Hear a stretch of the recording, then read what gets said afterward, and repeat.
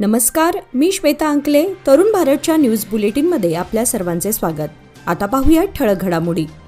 कोलकात्याच्या RG car medical कॉलेजमधील एका ट्रेनी डॉक्टरवर बलात्कार आणि हत्येमुळे संपूर्ण देशामध्ये खळबळ उडाली आहे. या घटनेच्या निषेधार्थ बेळगावात डॉक्टरांनी संप पुकारला. मोठ्या संख्येने डॉक्टर या संपामध्ये सहभागी झाले आहेत. डॉक्टरांच्या सुरक्षेबाबत प्रश्न निर्माण झाला आहे. याकडे गांभीर्याने सरकारने लक्ष देऊन डॉक्टरांना सुरक्षा द्यावी, प्रत्येक ठिकाणी सीसीटीव्ही लावावे अशी मागणी केली. ज्यांनी हे कृत्य केलं त्यांच्यावर कडक कारवाई झाली पाहिजे अशी मागणी संपामध्ये सहभागी झालेल्या डॉक्टरांनी केली. शेतकऱ्यांचे पूर्ण कर्ज माफ करा, कळसा भांडुरा प्रकल्प सुरू करा, जिल्ह्याला दुष्काळ जाहीर करा अशा विविध मागण्यांसाठी शेतकऱ्यांनी जिल्हाधिकारी कार्यालयासमोर बेमुदत आंदोलन सुरू केलं आहे. कर्नाटक राज्य शेतकरी संघटना आणि हसिरू सेनेचे शेकडो शेतकरी बांधवांनी सरकारच्या निषेधार्थ जोरदार घोषणाबाजी केली. राज्याचे मुख्यमंत्री कुमारस्वामी होताच 24 तासामध्ये कर्जमाफीची घोषणा करण्यात आली होती. त्या प्रकारे आत्ताच्या सरकारने शेतकऱ्यांच्या हिताचे कार्य करावे, शिवाय कळसा भांडुरा प्रकल्प चालू करा अशी मागणी करण्यात आली. यावेळी मोठ्या संख्येने शेतकरी उपस्थित होते. मजूर म्हणून काम करणाऱ्या व शेडमध्ये राहणारे चन्नप्पा विठ्ठल लमाणी यांच्या घरामध्ये रात्री उशिरा अचानक सिलेंडरचा स्फोट होऊन संपूर्ण घर जळून खाक झालं. या घटनेमध्ये कोणतीही जीवितहानी झालेली नाही. मात्र विठ्ठल लमाणी यांनी जमा केलेले 1080 रुपये रोख व 35 ग्रॅम सोने जळून खाक झाले. घटनेची माहिती मिळताच अग्निशमन दलाने घटनास्थळी धाव घेत आग विझवली. माळमारुती पोलीस ठाण्याच्या हद्दीत सदर घटना घडली असून पोलीस अधिक तपास करत आहेत. तब्बल 24 वर्षांनंतर प्रथमच खानापूर तालुक्यातील नंदगड गावची ग्रामदेवता श्री महालक्ष्मी देवीचा यात्रोत्सव पुढील वर्षी म्हणजेच दिनांक 12 फेब्रुवारी 2025 रोजी आयोजित केला आहे. सदर यात्रेचा पहिला धार्मिक विधी समजला जाणारा देवीला रेडा सोडण्याचा कार्यक्रम आज मंगळवारी मोठ्या भक्तिभावाने उत्साहात पार पडला. यात्रोत्सव कमिटीने आवाहन केल्यानुसार धार्मिक कार्यक्रमामध्ये समस्त नंदगडवासीय सहभागी झाले होते. यावेळी वाद्यांच्या गजरात पार पडलेल्या धार्मिक विधीमध्ये गावातील सुवासिनी महिला डोक्यावर मंगल कलश घेऊन सहभागी झाल्या होत्या. या पद्धतीने 6 महिने आधी यात्रोत्सवपूर्व कार्यक्रमांना आज मोठ्या भक्तिभावाने उत्साही वातावरणात प्रारंभ करण्यात आला. आजपर्यंत तुम्ही चोरीच्या अनेक घटना पाहिल्या किंवा ऐकल्या असतील, पण आज आम्ही तुम्हाला एक अशी हायटेक चोरी दाखवणार आहोत जे पाहिल्यानंतर तुम्हाला विश्वास बसणार नाही. हे प्रकरण बेळगाव तालुक्यातील पिरणवाडी गावातील सिद्धेश्वर गल्लीतील आहे.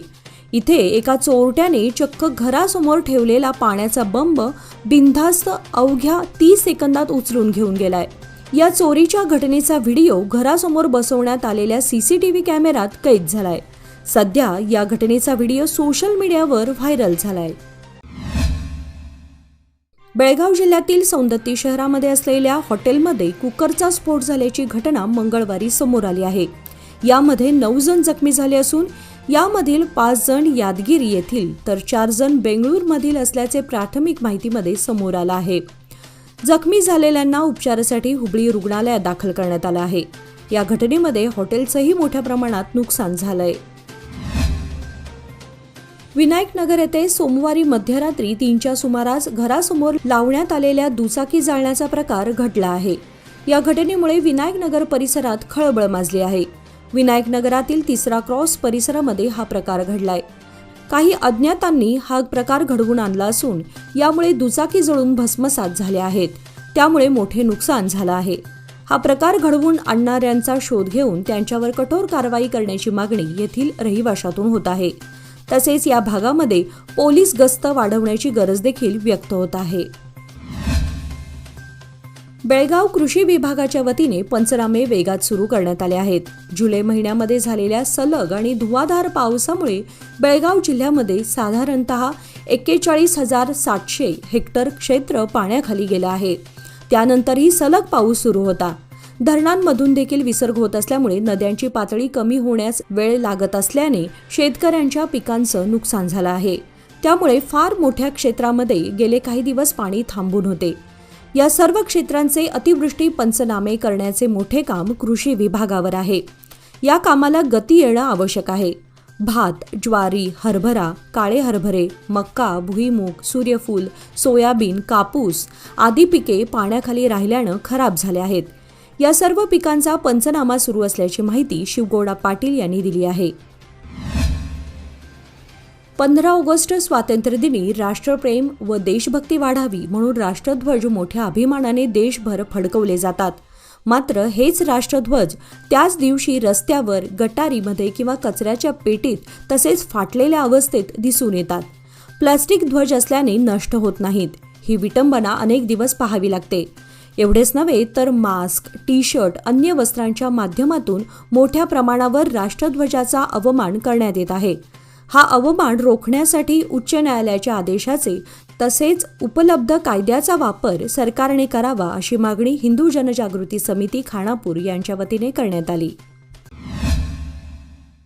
विद्यमान मुख्यमंत्री एकनाथ शिंदे यांचे विशेष अधिकारी व महाराष्ट्र राज्य वैद्यकीय कक्ष प्रमुख मंगेश शिवटे यांच्या मुख्यमंत्री वैद्यकीय सहायता निधीच्या माध्यमातून बेळगाव येथील श्रद्धा तांडे या रुग्णास आर्थिक मदत देऊ केली.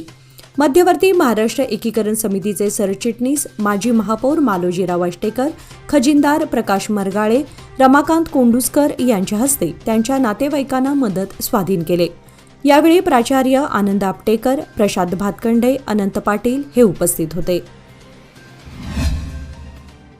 वर्ष उलटून गेलं तरी आश्वासन दिल्याप्रमाणे बेळगाव रेल्वे स्थानक नूतन इमारतीच्या दर्शनीय भिंतीवर छत्रपती शिवाजी महाराज आणि भारतरत्न डॉक्टर बाबासाहेब आंबेडकर यांची शिल्प बसवली नसल्याच्या निषेधार्थ आणि ती शिल्प तात्काळ बसवावीत या मागणीसाठी कर्नाटक दलित संघर्ष समितीतर्फे उद्या बुधवार दिनांक 14 ऑगस्ट 2024 रोजी बेळगाव रेल्वे स्थानकासमोर आमरण धरणे सत्याग्रह सुरू करण्यात येणार आहे, अशी माहिती कर्नाटक दलित संघर्ष समितीचे जिल्हा संघटना संचालक संतोष कांबळे यांनी दिली.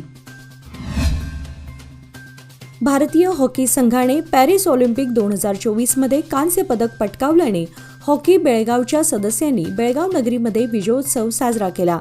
हॉकी बेळगावचे सदस्य आणि हॉकी प्रेमींनी धर्मवीर संभाजी चौक येथे जल्लोष करून 100 किलो मिठाईचे वाटप केले. यावेळी जिल्हा पदाधिकारी सौ पूजा जाधव, विनोद पाटील, मनोहर पाटील, नामदेव सावंत, अश्विनी बस्तवाडकर व खानापूर हॉकी संघाचे हॉकीपटू उपस्थित होते. लोकसभा निवडणुकीनंतर काँग्रेस, राष्ट्रवादी आणि भाजप नेत्यांमध्ये सुरू असलेला सुप्त संघर्ष मंगळवारी यरनाळ येथील ग्रामपंचायत इमारतीच्या उद्घाटनावरून उफाळून आला. आमदार शशिकला जोल्ले यांनी प्रशासनाने सील केलेल्या इमारतीबाहेर नारळ फोडून इमारतीचे उद्घाटन झाल्याचे जाहीर केले. याउलट तालुका पंचायतीचे कार्यकारी अधिकारी रविकुमार हुक्केरी आणि ग्रामपंचायत पीडीओ गायत्री टोन्ने यांनी ग्रामपंचायत इमारत उद्घाटनाचा प्रशासकीय कार्यक्रम शनिवार 17 ऑगस्ट रोजी असल्याचे जाहीर केले. या दरम्यान येथे आमने सामने आलेल्या भाजप तसेच काँग्रेस आणि राष्ट्रवादीच्या कार्यकर्त्यांनी प्रचंड घोषणाबाजी केली. समर्थन आणि धिक्काराच्या घोषणांनी परिसर दणाणून सोडला होता. याचबरोबर आजचे बातमीपत्र इथे संपले. अधिक माहिती आणि ताज्या घडामोडींसाठी पाहत रहा तरुण भारत न्यूज चॅनल. तसेच आमच्या चॅनलला लाईक, शेअर आणि सबस्क्राईब करायला विसरू नका. आणि विश्वासार्ह बातम्यांसाठी दररोज वाचा दैनिक तरुण भारत. धन्यवाद.